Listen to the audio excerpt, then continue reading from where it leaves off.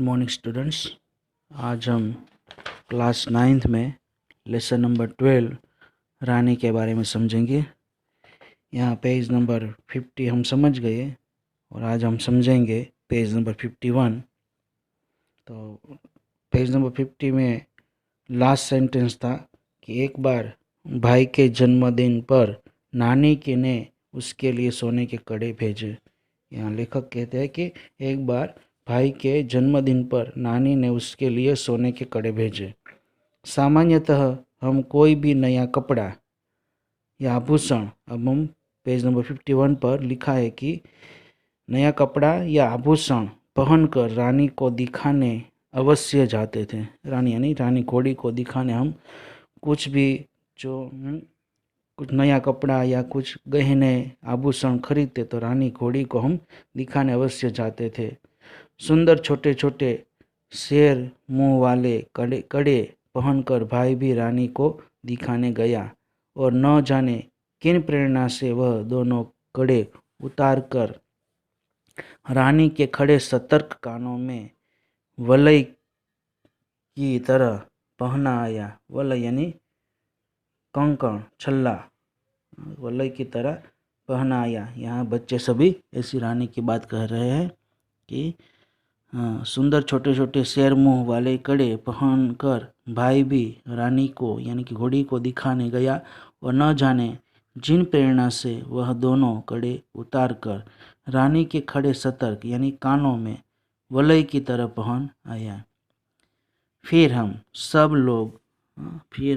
सब खेल में कड़ों की बात भूल गए हैं। खेल में कड़ों की बात भूल गए कि छोटा भाई है वह रानी घोड़ी के कानों में कड़े पहना दिया है, वह बात हम भूल गए।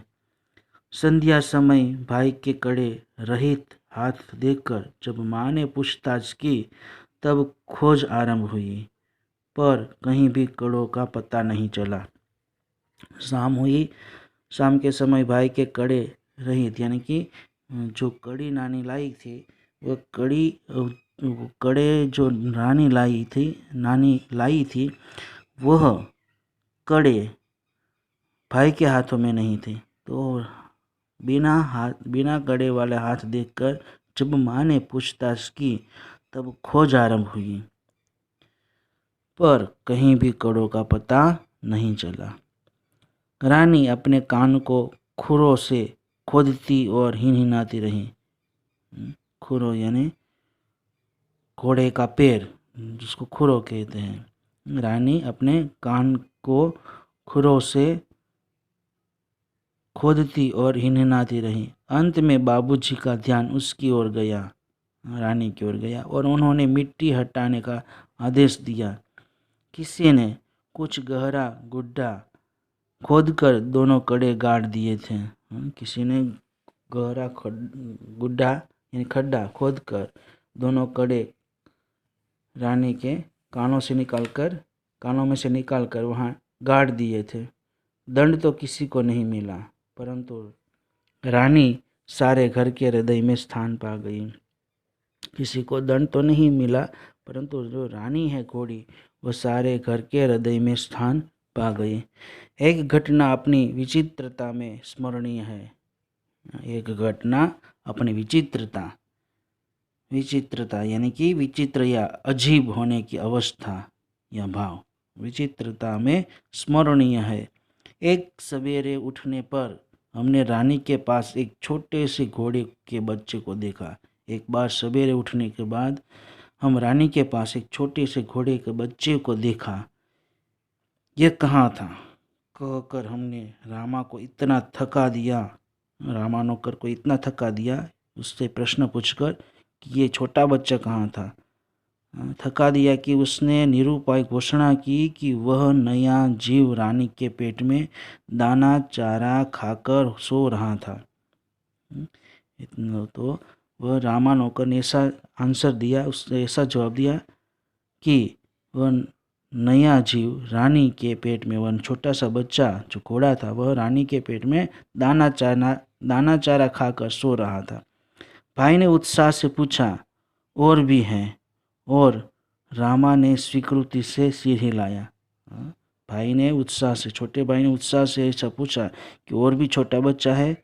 तो रामा ने स्वीकृति से, स्वीकृति यानी स्वीकार करने की अवस्था या भाव, स्वीकृति में सिर हिलाया। अब तो हम विस्मित भी हुए और क्रोधित भी। अब तो हम चकित भी हुए, आश्चर्य भी हुआ और हम क्रोधित भी हुए। ये छोटे जीव कोई काम धाम नहीं करते और हमको पीठ पर बैठाकर दौड़ने वाली रानी का दाना चारा स्वयं खाकर उसके पेट में लेटे रहते हैं।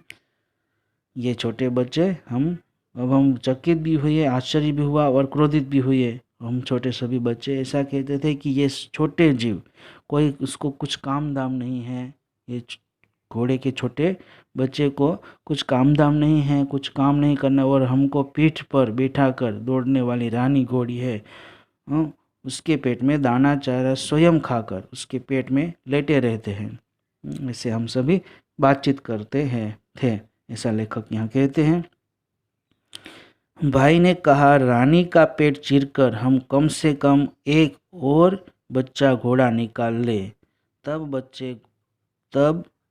बच्चे घोड़े पर वे छोटे बहन भाई बैठेंगे और रानी मेरी सेवा में रहेंगी।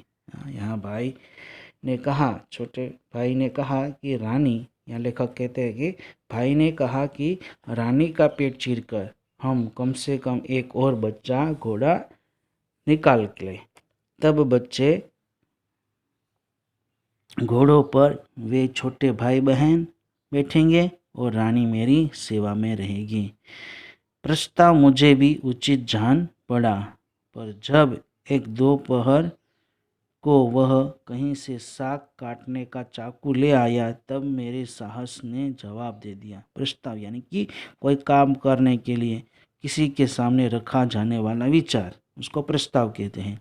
और प्रस्ताव मुझे भी उचित जान पड़ा, पर जब एक दोपहर को वह कहीं से, छोटा भाई है, वह कहीं से साग काटने का, सब्जी काटने का चाकू ले आया, तब मेरे साहस ने जवाब दे दिया। एक और भी समस्या की ओर हमारा ध्यान गया। एक और भी समस्या की ओर हमारा ध्यान गया। आखिर हम रानी का पेट सिएंगे कैसे? हम चाकू से काट तो डालेंगे दूसरा बच्चा निकालने के लिए, परंतु हम रानी का पेट सिएंगे कैसे? ऐसे सभी बच्चे बातें कर रहे थे। माँ की महीन सी सुई से तो सीना संभव ही नहीं था। जो सिलाई करने की सुई आती है मम्मी की, ऐसा बच्चे कहते हैं, उस माँ की महीन की सुई से तो हम रानी का पेट सी नहीं सकेंगे। टाट सीने का बड़ा सुझा रामा अपनी कोठरी में रखता था। टाट सीने का यानी कोई बड़ी चीज़ सीने का बड़ा सुइया जो रामा अपनी कोठरी में रखता था, जहाँ हमारी पहुँच नहीं थी। कुछ दिनों के बाद जब रानी का अश्व शिशु कुछ बड़ा होकर दौड़ने लगा, जो छोटा बच्चा था, रानी का जो घोड़ा छोटा बच्चा आया था, वह छोटा बच्चा कुछ बड़ा होकर दौड़ने लगा, तब हमें न अपना क्रोध स्मरण रहा और न प्रस्ताव। तब उस बच्चे पर क्रोध नहीं आया और प्रस्ताव भी नहीं आया। ठीक है स्टूडेंट्स, यहाँ आपका ये रानी लेसन पूरा होता है।